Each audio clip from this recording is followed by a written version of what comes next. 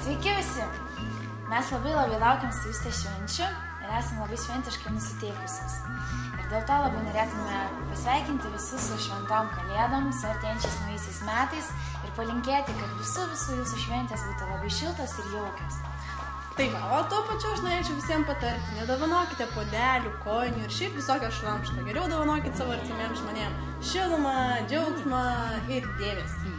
Tai pabučiuokit visus artimuosius, dėl to, kad kalėdos tikriausiai yra vienintelis vakaras, kai tikrai visi. Mes dabar norime pasveikinti visus artimus žmonės. Tai pirmiausia, aš noriu pasveikinti savo mylimiausią žmogutį Liną. Taip pat aš noriu pasveikinti savo scenos kolegę Justytę su šventėm visom ir palinkėti artimiausiam žmonėm, kad kalėdos būtų labai jaukios ir šiltas. Taip pat palaukite.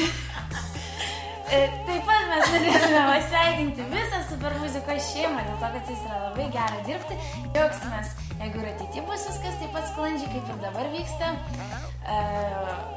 Be to norėtume pasveikinti visus savo gerbėjus, kurie labai intensyviai prisideda prie fanklubo veiklos. Ypač tos, kurie sėdi irgi Flaipė, kurie yra prisiregistravę Flaipė, dėl to, kad taip yra daug paprašiau bendrauti.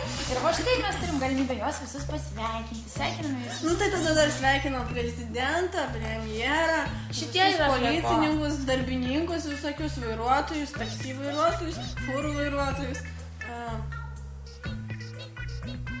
Sveikinam visus su šventėm.